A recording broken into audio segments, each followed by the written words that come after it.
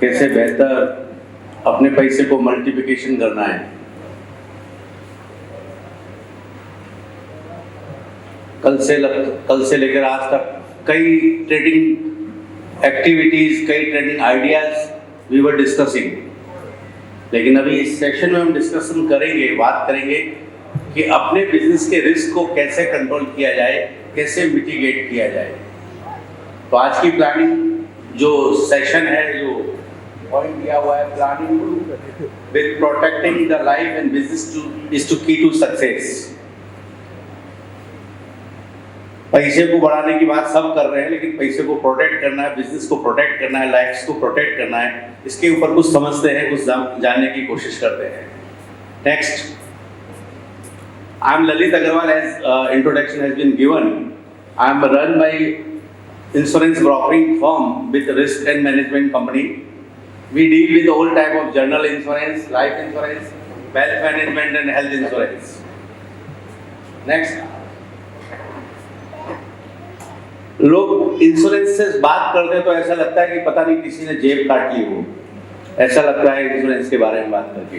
लेकिन इंश्योरेंस को समझना भी बहुत जरूरी है, क्योंकि रिस्क भी है। कल से लेकर हम जो आज तक बात कर रहे हैं, मैं बार बार मैं ये बात कर रहा हूँ, उसमें सब में रिस्क है, और रिस्क को कैसे मिटिगेट किया जाए, ये बहुत बड़ा सब्जेक्ट है। इंश्योरेंस इंडस्ट्रीज बहुत सिंपल वे में समझा जा सकता है कि probability of losses is depending upon the cost of the insurance. एक केमिकल मैन्युफैक्चरिंग कंपनी है और एक इंजीनियरिंग यूनिट है, दोनों की रिस्क अलग अलग है, दोनों की प्रीमियम अलग अलग आएगी। यदि हम जनरल इंश्योरेंस की बात करें, यदि एक 35 ईयर का आदमी है, फिट एंड फाइन है, और एक 65 ईयर का बंदा है जिसको डायबिटीज भी है, बीपी है, उनके दोनों के टर्म प्लान की रेट अलग अलग आएगी, क्योंकि उनकी रिस्क अलग अलग है। अभी मेरे स्टॉल पर कोई पूछ रहा था कि सर इसकी प्रीमियम कितनी आएगी, एज बताने को तैयार नहीं था, प्रीमियम कितनी आएगी, पॉसिबल नहीं है। Next please. Generally all the business houses and individual person are aware about कि फायर इंश्योरेंस क्या होता है, मल्टीपल कवरेजेस क्या होती है, मरीन इंश्योरेंस क्या होते हैं, वर्कमैन कंपनसेशन क्या होते हैं, सभी को मालूम है। Group mediclaim, group personal accidental policies, सभी को मालूम है कि क्या होती है, टर्म प्लान्स क्या होते हैं, पेंशन प्लान्स क्या होते हैं, almost everybody knows about it. लेकिन दुनिया यहाँ आके खत्म नहीं होती है। अभी जिस प्रकार से world changing fast with newer type of risk, हमारे सोचने के तरीकों को भी बदलना पड़ेगा कि क्या नई टाइप की रिस्क है और हम उसको कैसे मिटिगेट कर सकते हैं।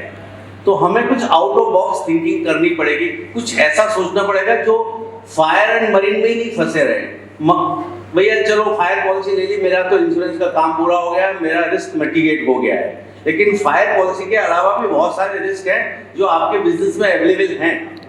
As a SME business person आपको उन चीज़ों की तरफ देखना पड़ेगा।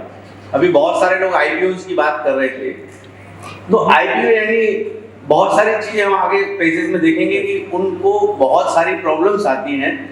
यदि आपने फंड मैनेजमेंट फंड ले लिया, लेकिन यदि आपने प्रॉपर वे में मैनेज नहीं किया, तो कोई एक इन्वेस्टर भी आपको आपकी उंगली दबा सकता है, आपके कान मरोड़ सकता है, and that risk is being covered by the insurance only. Next please. तो there are multiple options are available under the general insurance industry. Commercial general liability, product liability. Suppose you have sold a material in anywhere, whether it is in India or in abroad. आपके उस material से, उस product से किसी को loss हो गया और उसने क्लेम कर दिया, तो कैसे आप हैंडल करेंगे। अभी थोड़े दिन पहले हमने देखा था कि African market, we will understand product recall liability. हमने देखा कि बहुत सारी इंडस्ट्रीज में प्रोडक्ट फेल हो जाता है, मैन्युफैक्चरर को प्रोडक्ट रिकॉल करने पड़ते हैं, उसकी कॉस्ट होती है, उसकी लायबिलिटी होती है।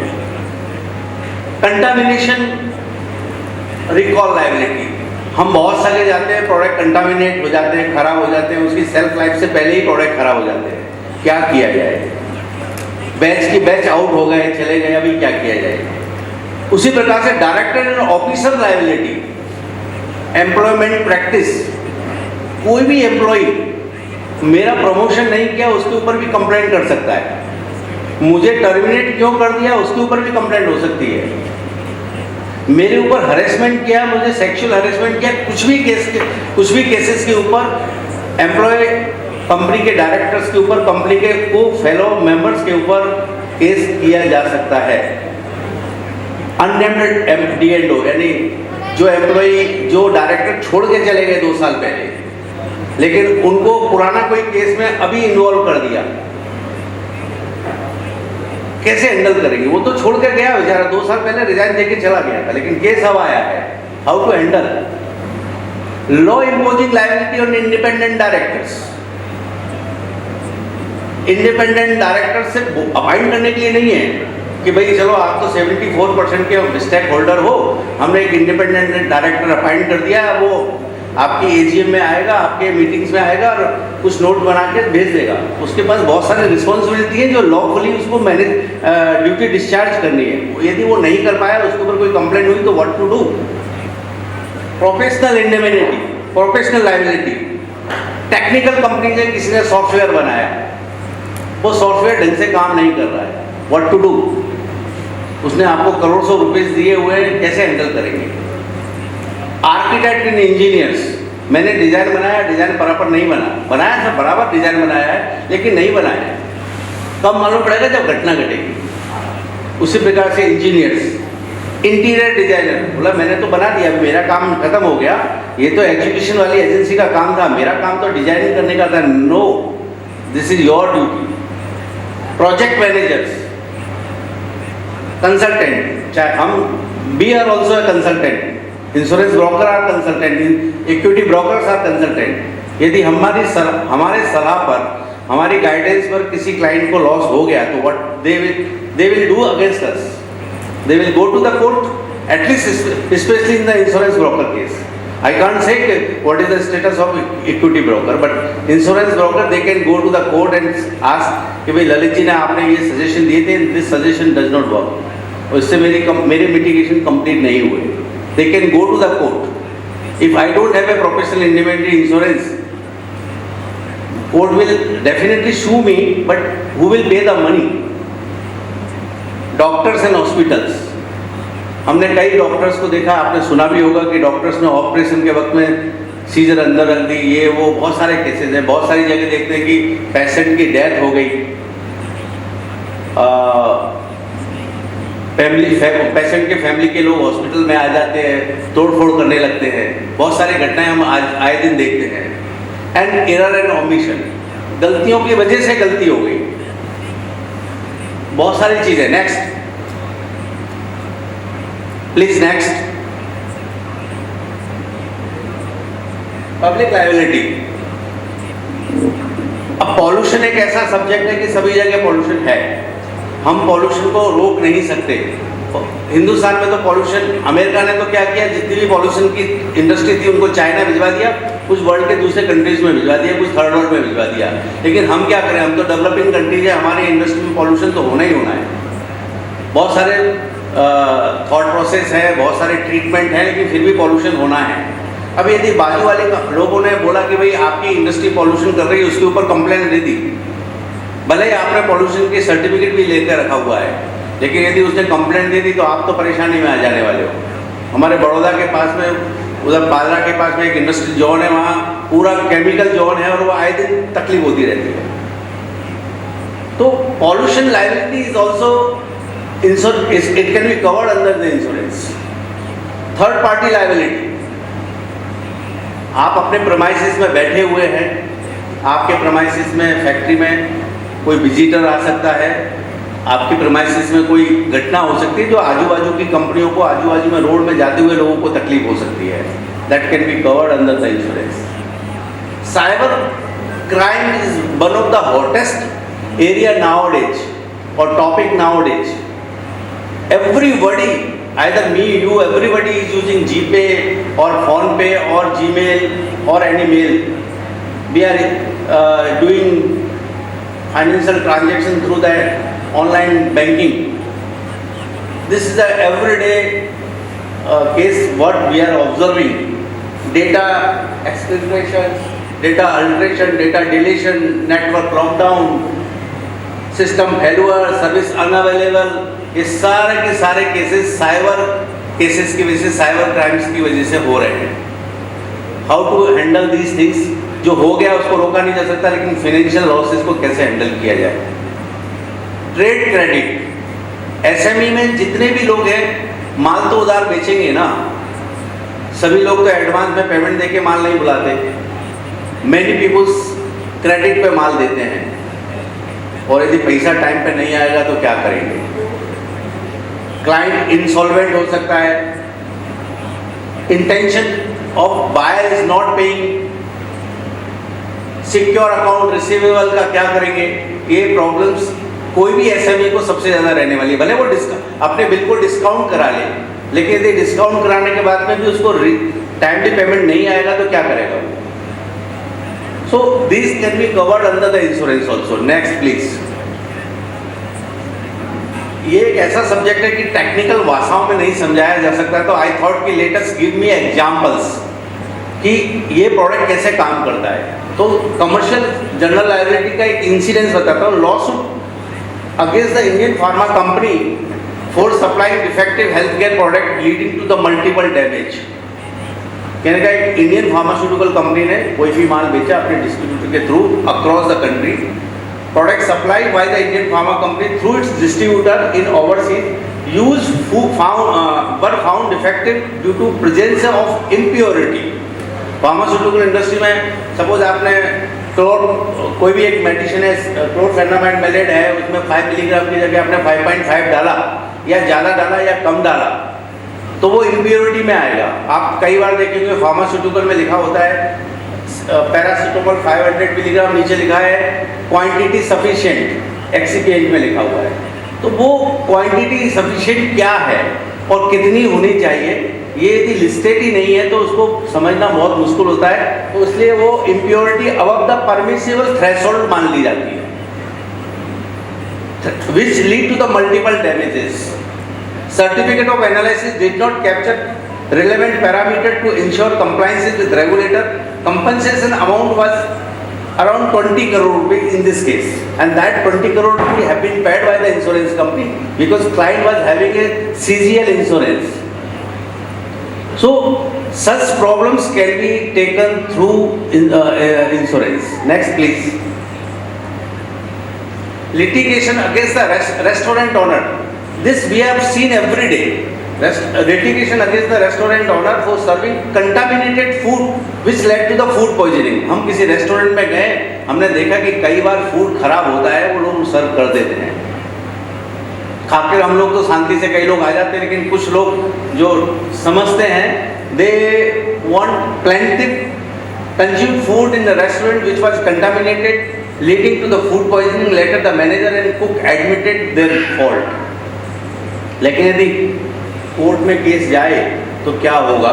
Plaintiff was compensated for medical expenses of 50,000 arising out the negligence of the restaurant. ये एवरीडे की कहानी है, एवरीवेयर अक्रॉस द वर्ल्ड। क्योंकि होटल इंडस्ट्री की हालत ऐसी कि शाम का खाना रेफ्रिजरेशन में रख देने का है, और कब कंटामिनेशन कितना होगा कितना नहीं होगा उसकी पैरामीटर उनको भी खुद को शायद मालूम होगा, शायद नहीं मालूम होगा। स्टार होटल्स में हो सकता है मालूम होगा, लेकिन नॉर्मल रेस्टोरेंट्स में तो मालूम होना मुश्किल का साल है। Next please.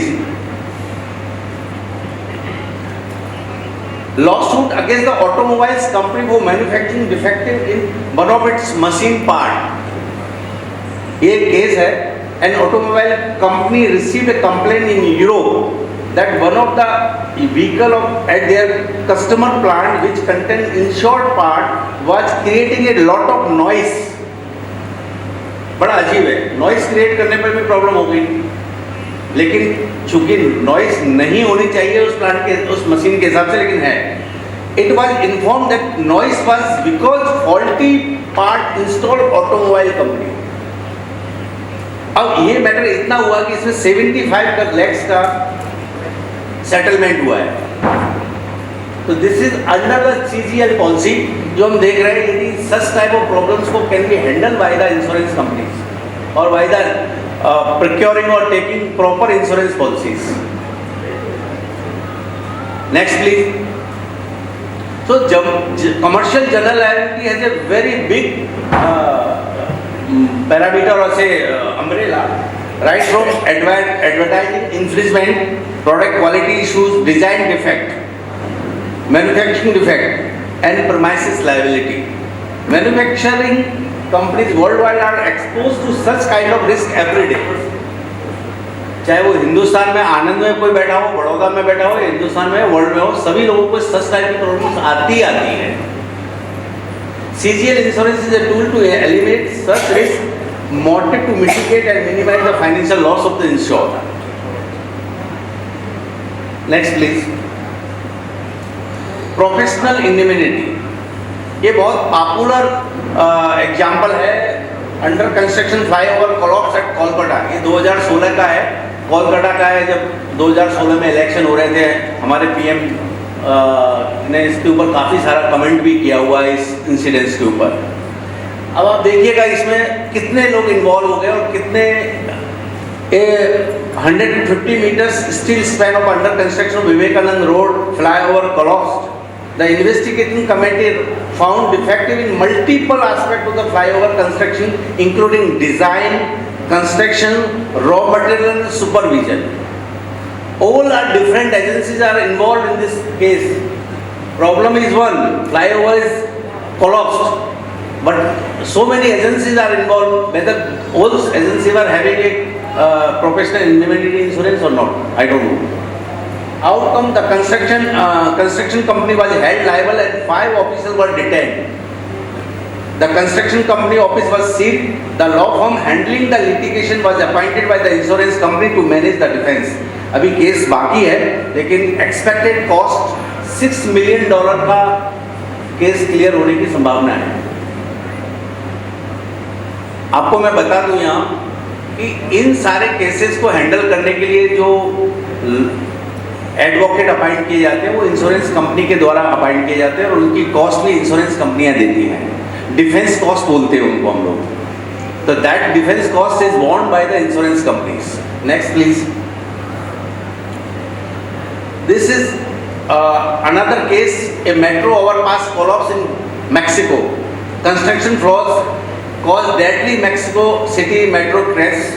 Deficiencies were found for its construction, such as missing bolt on some girders, unfinished or poorly executed buildings, deformation and fractured in support beams, and poor maintenance. This is not one day story, because running trends हैं. 2 साल पहले किसी ने कुछ किया होगा, 1 साल पहले कोई एक मेंटेनेंस हुआ होगा, 6 महीने पहले कुछ और हुआ होगा. हम इसको देखेंगे तो many peoples are involved in this case. Prosecutors are investigating the disaster, but they have yet to publish their findings. But expected loss or compensation is $10 million. So everywhere there can be an issue, and it can be controlled by it can be mitigated through the insurance. Next, please. So professional indemnity, architect can be sued for is not proper having a architectural design. Interior designer can be sued. Project manager can be sued. Engineer can be sued. Surveyor who surveyed the things, but still the problem has arisen, they can be sued. And other consultant, whether it is a financial consultant or any other consultant who have given a wrong, not a proper calculations, they can be sued. So very big arena is covered under the professional indemnity. Please go ahead. Next. D&O. This is popularly known as a director and officer liability. जब हम director and officers बोलते हैं तो लोगों को लगता है कि सिर्फ डायरेक्टर की ये पॉलिसी है, लेकिन ये मैं क्लैरिफिकेशन देना चाहता हूँ यहाँ कि डायरेक्टर एंड ऑफिसर का मतलब है कि आपकी कंपनी का एक प्यून भी इसमें कवर्ड हो जाता है. एक थोड़े दिन पहले हमने देखा कि जोमेटो के किसी बंदे ने घर से होटल से निकला, रेस्टोरेंट से निकला, रास्ते में उसने कुछ खा लिया था खोल के पैकेट. बहुत उसकी क्लिप बहुत वायरल हुई थी. वो भी इसमें कवर्ड है. मतलब वो नाम है डायरेक्टर एंड ऑफिसर्स, लेकिन बेसिकली कंपनी का हर एम्प्लॉई और हर डायरेक्टर कवर्ड है. अननेम्ड D&O, मैंने जैसे पहले बोला कि बहुत सारे लोग नौकरी छोड़ के, डायरेक्टरशिप छोड़ के चले गए हैं, और हो सकता है कुछ लोग फ्यूचर में डायरेक्टर बन के आएंगे इस कंपनी को। मैंने आज पॉलिसी ली, लेकिन हो सकता है 6 महीने बाद कोई नया डायरेक्टर कंपनी में इन्वॉल्व होकर आएगा, उसका नाम तो नहीं मालूम। तो ऐसे लोगों के ऊपर भी हम केस ठोक देते हैं, और ऐसे लोगों के ऊपर केस आते हैं, how to handle such type of things. और तो और स्पाउजल, एक व्यक्ति डायरेक्टर है, उसकी बीवी को भी इन्वॉल्व कर लेते हैं लोग। जब आप कभी कभी केस सूट देखते हैं, नोटिसेज आते हैं, तो देखते हैं कि कंपनी भी इन्वॉल्व है, डायरेक्टर भी इन्वॉल्व है, और डायरेक्टर की वाइफ, बच्चे सब इन्वॉल्व है। यदि उनको मालूम पड़ जाए कि कंपनी प्रोप्राइटरशिप फर्म है या closely held private limited company है, तो उस बच्चों को भी, लीगल हायर्स को भी इन्वॉल्व कर देते हैं उस केस में, जबकि उनका कोई लेना देना नहीं होता, लेकिन कर देते हैं। ऐसे कंडीशन में स्पाउस और उनके लीगल हाइट्स को कंट्रोल करने के लिए भी D&O काम करती है। आउटसाइड डायरेक्टरशिप, डायरेक्टर्स जैसे कि बाहर से जो लोग, दूसरे जो डायरेक्टर्स आएंगे, उनको भी D&O के तहत कवर किया जा सकेगा। न्यू सब्सिडरीज, मेरे आज कंपनी का D&O लिया, लेकिन 6 महीने बाद एक नई कंपनी प्रमोट की, एक नई सब्सिडरी कंपनी प्रमोट की, उसके 4 डायरेक्टर और बन के आ गए, 4 एम्प्लॉय और बन के आ गए। वो यदि वही सब्सिडरी है तो वही पॉलिसी सफिशिएंट है, क्योंकि आपकी सब्सिडरी कंपनी है, तो न्यू सब्सिडरीज कंपनी में भी कंट्रोल हो जाएगा। एम्प्लॉयमेंट रॉन्गफुल, इसके एग्जांपल्स को देखेंगे, लेकिन मैंने जैसे बताया कि बहुत सारे लोग बोल सकते हैं मुझे प्रमोट नहीं किया, मैं आपकी कंपनी में 5 साल से नौकरी कर रहा हूँ। बोला ये कोई क्लेम सूट करने का, लीगल फाइल सूट करने का कारण तो नहीं हो सकता, लेकिन हो सकता है, there is a law in this country. मुझे रॉन्गली टर्मिनेट कर दिया, अरे भाई आपने काम नहीं किया, आपको 4 नोटिस दिए थे, आपको टर्मिनेट कर दिया, नहीं। वो व्यक्ति, वो एम्प्लॉय अपने रॉन्गली टर्मिनेशन के ऊपर भी आपको लीगल सूट क्रिएट कर सकता है। सेक्सुअल हैरेसमेंट्स आज के IT इंडस्ट्री में तो जबरदस्त है। यदि कुछ भी समझ में नहीं आया तो एक लड़की ने बोल दिया कि मेरे को इस एम्प्लॉय ने मेरे को सेक्सुअल हैरेसमेंट किया है।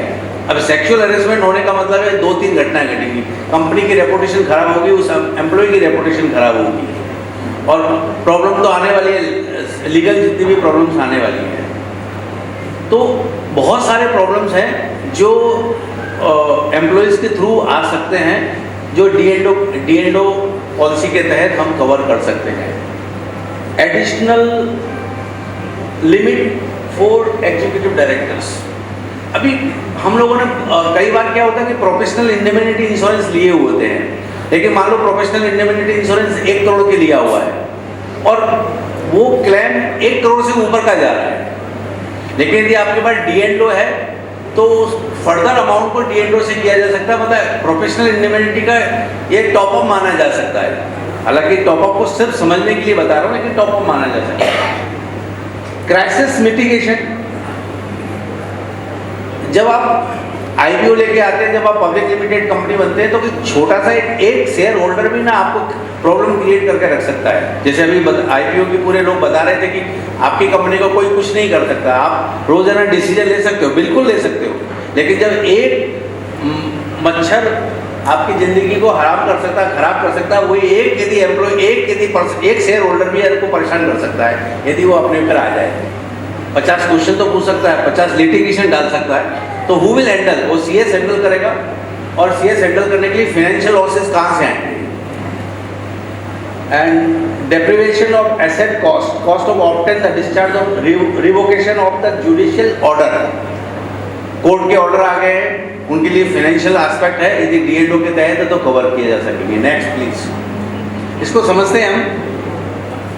एक इंसिडेंस है, so was notice filed against the director for unfair trade practice. ये बहुत ही कॉमन चीज है इंडिया में भी और दुनिया में भी। अनफेयर ट्रेड प्रैक्टिसेस भरी पड़ी है, हम लोग बात ही करते हैं कि ये सब लोग यहाँ से यहाँ बने हैं तो इन्होंने कुछ ना कुछ अनफेयर ट्रेड प्रैक्टिस की होगी, लेकिन जब तक आदमी करता है तब तक कोई पकड़ा नहीं जाता। लेकिन जब कोई आदमी को ऊपर जब तक कोई पकड़ने में नहीं आता तब तक ईमानदार है, और जब पकड़ने में आता है तभी वो लगता है कि तकलीफ है।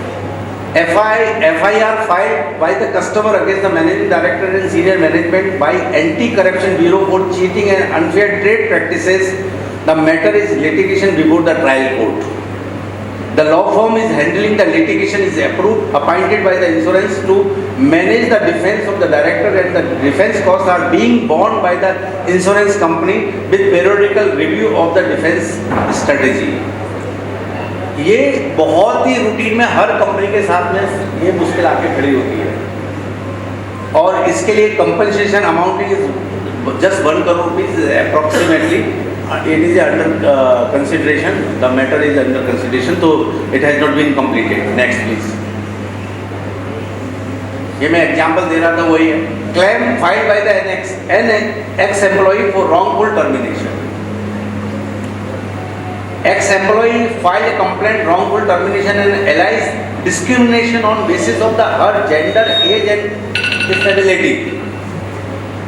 The outcome, the litigation was handled effectively by the law firm appointed by the insurance company, utilizing their global network, which also lead to reduced defense costs being incurred and reduction is damages by 3 crores. ये matter settle हुआ 2.5 करोड़ में.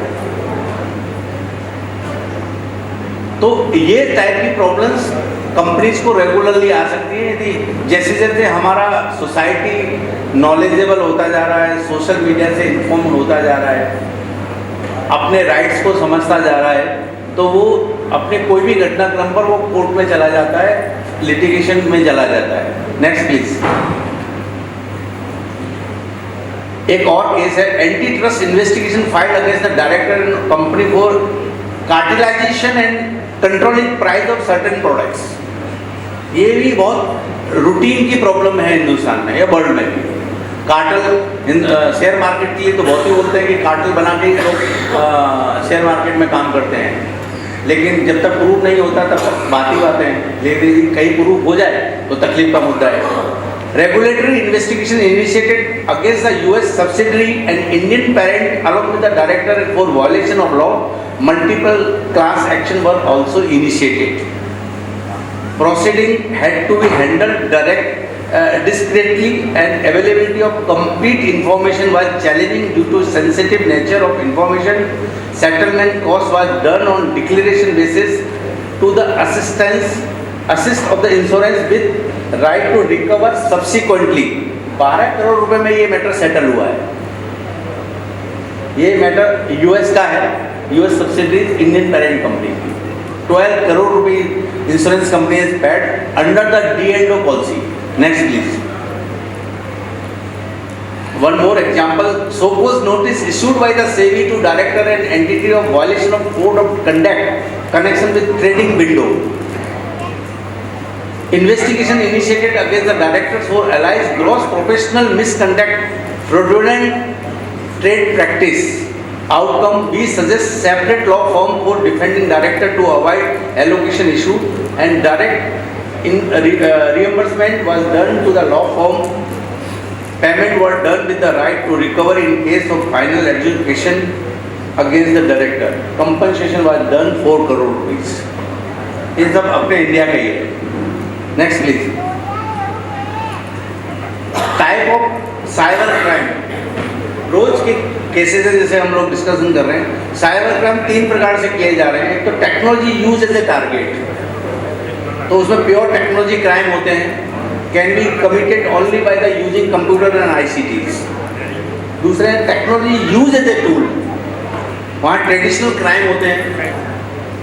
Using the technology only the scale of crime committed to so increase. जैसे आप इसमें देख सकते हैं, लोगों के फ़ोन कॉल आते हैं और फिर वो आपके अकाउंट को हैक कर लेते हैं, OTP हैक कर लेते हैं, ये सब कुछ कर लेते हैं, तो वहाँ से है. Third, technology use as a tool and a target both. Complex crime where technology and social engineering both are used. ये जनरल प्रॉब्लम्स हैं, और मैं समझता हूँ जो लोग ऑर्गेनाइज कंपनी हैं उनके लिए तो कंपलसरी है. जो लोग SME बोर्ड पर है या मेन बोर्ड पर जो कंपनी लिस्टेड है, उनको तो compulsory crime cyber crime policies लेनी पड़ती हैं. उनके लिए बहुत सारे डिक्लेरेशन भी देने पड़ते हैं. लेकिन बहुत सारे लोग ऐसे हैं, बहुत सारे हमारे SME बिजनेस हाउसेज हैं जो SME बोर्ड पे है ही नहीं है, जो BSc बोर्ड पे नहीं है, लेकिन उनको क्राइम साइबर क्राइम की रोज़ प्रॉब्लम्स आती हैं. It can be handle. Next please. क्या प्रॉब्लम्स आती हैं, फॉरेंसिक एंड इन्वेस्टिगेशन रिपोर्ट लगती है। फॉरेंसिक रिपोर्ट कोई 5 रुपये में नहीं आती, 10 रुपये में नहीं आती, काफ़ी टाइम लगता है, काफ़ी सारे एडवोकेट्स को इन्वॉल्व करना पड़ता है। Assessment and audit, crisis management, communication to the stakeholders, सबसे पहले तो ये चीज़ें हैं। Notification, communication to the regulator and authorities, communication to the notice to the data subject whose data is affected in installer. क्योंकि data, अभी कल ही कोई कह रहे थे कि कोई डेटा इम्पोर्टेंट है, किसी को टाइम इम्पोर्टेंट है, कोई भाभी भगवान है, ये सारी बातें हमारे दूसरे पैनलिस्ट कह रहे थे। Post data breach responses, credit card report, monitoring and identification protection, legal expenditures. अब इन सभी चीज़ों में insurance company legal cost bear करती है। क्लाइंट की जो फाइनेंशियल लॉस हुए हैं वो बियर करती है। जो पॉलिसीज में दो इम्पोर्टेंट, इमोशन तो कोई कवर होते नहीं है इंश्योरेंस में, फाइनेंशियल लॉस ही कवर हो सकते हैं, लीगल कॉस्ट ही कवर हो सकती है। कई बार तो हमको लीगल फाइंडिंग, लीगल जो कोर्स है वो बहुत लंबा जाता है। रेगुलेटरी फाइन्स आ सकते हैं। मान लो रेगुलेटर ने कोई फाइन लगा दिया, आपने टाइमली कोई रिपोर्ट नहीं दी बिकॉज ऑफ डेटा ब्रीच की वजह से या किसी की वजह से, तो रेगुलेटर का फाइन भी आ सकता है। That can also be reimburse by the insurance company. Loss of business cost, cost of business disruption, loss of goodwill and loss of cost of lose of the customer, ये भी बहुत बड़ा loss है। तो such losses can be covered. अब बोलेंगे ये कैसे कवर्ड होगा? अभी मैं आपको एक एग्जांपल देता हूँ। मान लो आपके D&O की पॉलिसी ले रखी है, किसी फीमेल ने किसी डायरेक्टर के अगेंस्ट में सेक्सुअल हैरेसमेंट का केस कर दिया कि सर इन्होंने मेरे को ये मेरे साथ में किया है। अब कंपनी को फाइनेंशियल लॉस हो गया, कंपनी की इमेज का लॉस हो गया। दूसरे दिन सारे न्यूज़पेपर्स में आ जाएगा, प्रिंट मीडिया में और सोशल मीडिया में और इलेक्ट्रॉनिक मीडिया में सारी जगह एडवर्टाइजमेंट आ जाएगा कि फलानी कंपनी में ऐसे ऐसे हुआ है। अब what insurance company will do? They will take a action, they will appoint a lawyer, they will investigate the matter, they will go to the court, police and everything. When the settlement is being done by the insurance company with the particular employee or the case with, insurance company will go to the all electronic media, all social media, all newsprint media to recover the image of the company. Generally क्या होता है, घटना घटने के बाद में उसको repair करने के लिए कोई नहीं आता कि भाई डिकुल भाई ने ये गलती की थी, ये बात तो पेपर में छप गई, लेकिन डिकुल भाई ने ये गलती की नहीं थी, ये प्रूव हुआ, ये बात पेपर में कभी छपती ही नहीं है। तो नोबडी नोज कि डिकुल भाई ने कोई गलती नहीं की थी, ये गलती इंफॉर्मेशन गलत थी। तो ये रिपेयर करने का काम इंश्योरेंस कंपनीज का है। तो ये इंश्योरेंस कंपनी इस यहाँ तक लायबिलिटी के मैटर को हैंडल करती है। Next please. And thank you very much. मैं भाविक भाई और डिकुल भाई को तहे दिल से धन्यवाद देता हूँ कि उन्होंने मुझे ये अवसर दिया कि मैं आपके सामने ये प्रेजेंट कर पाया। And thank you very much for managing this fantastic investor expo. Thank you very much.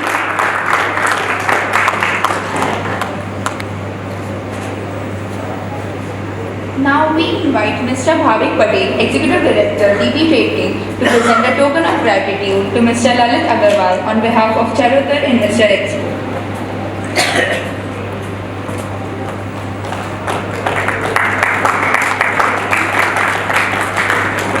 Thank you, sir.